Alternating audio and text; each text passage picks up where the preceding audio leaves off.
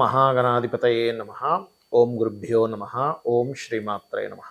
పరమేశ్వర స్వరూపమైనటువంటి జ్యోతిష, వాస్తు మరియు ఇతర అనేకమైనటువంటి శాస్త్రములను మనకు అందించినటువంటి మహర్షులకి నమస్కారం. హయగ్రీవ హయగ్రీవ హయగ్రీవేతి యోగదేత్ తస్స నిస్సరతే వాణి జనుకన్యా ప్రవాహవత్. అరుణాం కరుణాతరంగితాక్షీం ధృతపాశాంకుశపుష్పబాణచాపాం అనిమాదిభిరావృతాం మయూకైః అహమిత్యేవ విభావయే భవానీం. శ్రీమాత్రే నమః. ప్రేక్షకులకి ఆ లలితాంబిక అమ్మవారి యొక్క అనుగ్రహం పరిపూర్ణంగా కలగాలని మనస్ఫూర్తిగా కోరుకుంటూ మనం ఈరోజు చెప్పుకోబోయేటువంటి టాపిక్ శని శుక్రుల యొక్క కలయిక. డిసెంబర్ మాసంలో 29వ తేదీ నుంచి జనవరి 28వ తేదీ వరకు, అంటే నెల రోజుల పాటు వాళ్ళిద్దరూ కలిసి ఉంటారు. అది ఒక యోగము, గుర్తుపెట్టుకోండి. ఇది జన్మజాతకంలో కలిసి ఉంటే ఏమిటి అనేటువంటిది కూడా నేను మీకు వీడియో ఎండింగ్లో చెప్తాను. కాకపోతే మనం రాసుల వారీగా చెప్పుకుంటున్నాం కాబట్టి శని శుక్రులు కనుక కలిసి ఉన్నట్లయితే గోచారంలో ఒక్కొక్క లగ్నం వారికి, అంటే మేషం నుంచి మీనం వరకు ఎటువంటి మంచి ఫలితాలు ఉంటాయి, ఎటువంటి విషయాల్లో జాగ్రత్త వహించాలి అనేటువంటి విషయాలు ఇప్పుడు మనం చెప్పుకుందాం. అయితే ఈ విషయాలు చెప్తుంది నేనైనప్పటికీ కూడా చెప్పిస్తుంది సాక్షాత్ లలిత అమ్మవారిగా భావిస్తూ ఒక్కొక్క లగ్నము, లగ్నం తెలియని వారు రాశి నుంచి మనం తెలుసుకుందాం. ముందుగా మేషలగ్నము, మేషరాశి. మీకు లాభస్థానంలో శని శుక్రుల యొక్క కలయిక ఉంది. శని శుక్రుల కలయిక ఒక యోగము. లాభస్థానంలో ఉండేటువంటిది ఏమిస్తుంది మీకు? ఫస్ట్ ఆఫ్ ఆల్ మీకు కలిగేటువంటి శుభ ఫలితాలు ఏమిటి చూసుకున్నట్లయితే, ఒకటి ఫైనాన్షియల్ గ్రోత్ ఇస్తుంది, అందులో ఎటువంటి డౌట్ లేదు. ఫైనాన్స్ కోసం ట్రై చేసేటువంటి వారికి 100% ఫైనాన్షియల్ గ్రోత్ ఉంటుంది. అందులో ముఖ్యంగా మీడియేటింగ్ ద్వారా ధనయోగం అంటూ ఉంటారు. అంటే మధ్యవర్తిత్వంగా ఉండి మీరు సంతకాలు పెట్టడం కాదు, ఇక్కడ ఏమంటే నేను పలానా కాంట్రాక్ట్ ఇప్పించడానికి నేను దోహదపడ్డాను, లేకపోతే నేను చెప్పాను, లేకపోతే నేను కొన్ని రెంటల్స్ బిజినెసెస్ ఉంటాయి, లేకపోతే ఎనీథింగ్, ఒక భూమి అమ్మించడం, కొనిపించడము, ఇట్లాంటి వాటిల్లో ధనయోగం ఉంటుంది. ఇక మూడవది అప్పు లభించడము. అయితే ఇక్కడ మీకు 6వ స్థానంలో ప్రజెంట్ ఉన్న కండిషన్లో కేతు ఉన్నాడు కాబట్టి అప్పులు ఇవ్వడము విషయంలో మీరు జాగ్రత్తగా ఉండాలి. తీసుకునే విషయంలో ఇబ్బంది ఏం లేదు, ఈ కాంబినేషన్ ఉన్నప్పుడు బ్రహ్మాండంగా ఉంటుంది. అలాగే ఎప్పటి నుంచో నేను బిజినెస్తో పాటు వ్యాపారం కూడా చేద్దాం అనుకుంటున్నానండి, కానీ నాకు సరైనటువంటి రూట్ దొరకట్లేదు అనుకునేటువంటి వారికి ఈ లాభస్థానంలో ఉన్నటువంటి శని శుక్రుడు ఖచ్చితంగా ఈ యొక్క రూట్ అనేటువంటిది కలగడం జరుగుతుంది. మరి జాగ్రత్తలు ఏం తీసుకోవాలి ఇక్కడ అని చెప్పి చూసుకున్నట్లయితే, ఒకటి, మీరు ఏదైనా ప్రాపర్టీ, వాహనం కానీ గృహం కానీ తీసుకునేటప్పుడు కాస్త జాగ్రత్తగా ఉండండి. ఐవీఎఫ్ లాంటివి చేయించుకుంటూ ఉంటారు సంతానం కోసం, అటువంటి వారు కాస్త జాగ్రత్తగా ఉండాలి.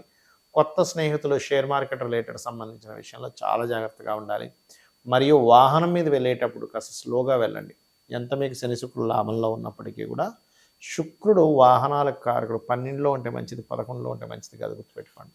కాబట్టి ఈ యొక్క విషయాల్లో జాగ్రత్తగా ఉంటూ, అందులో ప్రధానంగా మీరు ఏదైనా కొత్త ఇన్వెస్ట్మెంట్స్ చేసేటప్పుడు, హైయర్ ఎడ్యుకేషన్ కోసం పర్టికులర్గా ఇన్వెస్ట్మెంట్ చేసేటప్పుడు, లేదా తండ్రి గారి ఆస్తికి సంబంధించిన విషయంలో ఏమైనా ఇక్కడ ఏదైనా తప్పిదాలు చేస్తున్నామా అనుకునేటువంటి విషయాల్లో కాస్త జాగ్రత్తగా ఉండాలి. మరి మీరు నిత్యము చేయవలసినటువంటి దేవత ఆరాధన ఏమిటి అని చెప్పి చూసుకున్నట్లయితే, మీరు గణపతిని మరియు సూర్య భగవానుని ఆరాధించండి. గోవుకి బెల్లము మరియు గోధుమ రవ్వ, గ్రాసము తినిపించండి. అన్ని విధాలా మీకు బాగుంటుంది. శని శుక్రులు మనకి జన్మజాతకంలో కనుక ఉన్నట్లయితే గుర్తుపెట్టుకోండి, దీన్ని లక్ష్మీ యోగము అంటారు.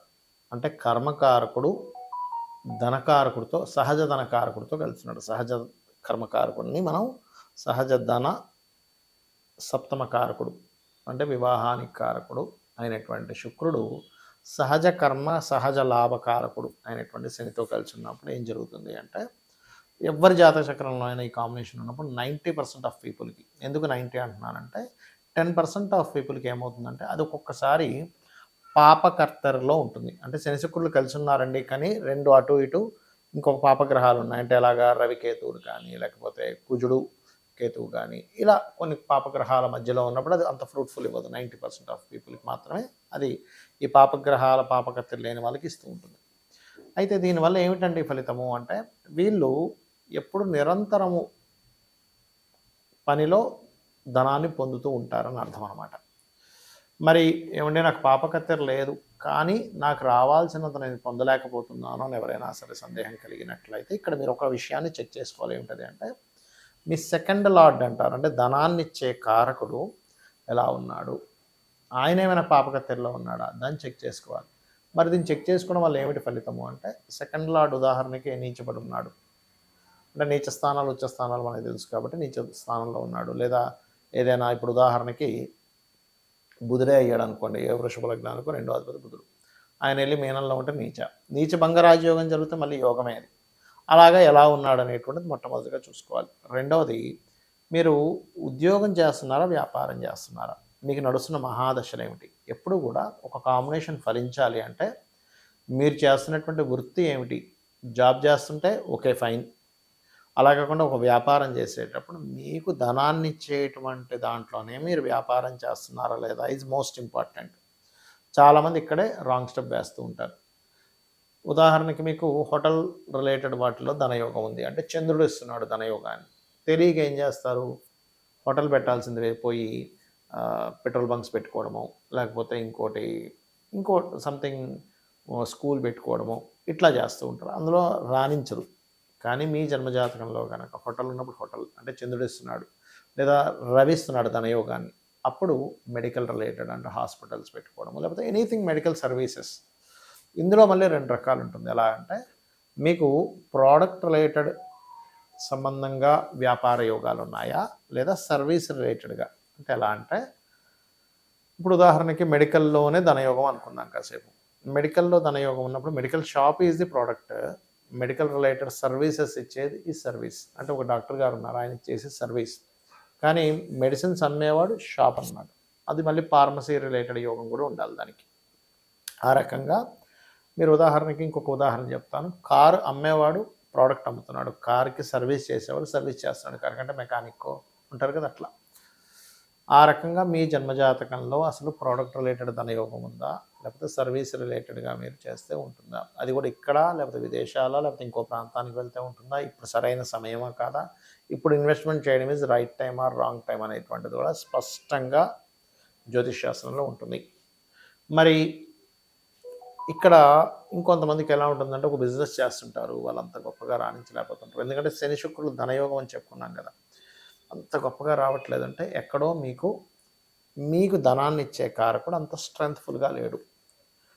ఉన్నాడు కానీ స్ట్రెంగ్త్ తక్కువగా ఉంది. అంటే అలాగా ఒక మన దగ్గర ఒక కారు ఉంది కానీ అదంతా కొంచెం రిపేర్లో ఉంది, అప్పుడు ఎలా వెళ్తుంది, అది అలాగా వెళ్తూ ఉంటుంది. లేదా రోడ్డు బాగాలేదు, నార్మల్గా వెళ్తుంటుంది. కారు బాగుంది, రోడ్డు బాగుంది, నడిపేవాడికి డ్రైవింగ్ వచ్చి అంటే ఎలా అయితే మూడు కలయిక అద్భుతంగా ఉంటుంది, అలాగే మీకు నడుస్తున్న మహాదశ, మీకు ఉన్నటువంటి ధనాధిపతి బాగుండడము, మీకు ఉండేటువంటి యోగము బాగా కలిసి అంటే అన్నీ బాగుంటాయి. మరి ఇలాంటప్పుడు ఏం చేయాలి, ఫైనాన్షియల్ గ్రోత్ రావాలంటే ఏం చేయాలి అంటే సింపుల్గా ఏం లేదు, మీరు నవగ్రహాల్లో ఇది ఏ లగ్నమైనా ఏ రాశి వారైనా గుర్తుపెట్టుకోండి.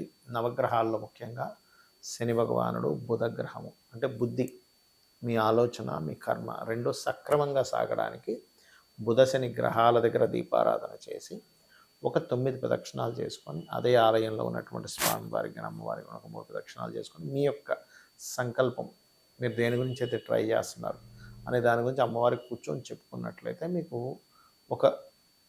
మీరు ఇప్పటివరకు ఏదైతే స్ట్రక్ అయిపోయి నడుస్తుందో అది కాస్త ముందుకు కదులుతుంది. అలాగే ఓం సంపత్కరీ సమారూఢ సింధుర వ్రజ సేవితాయ నమః, ఇది ఫైనాన్షియల్ గ్రోత్.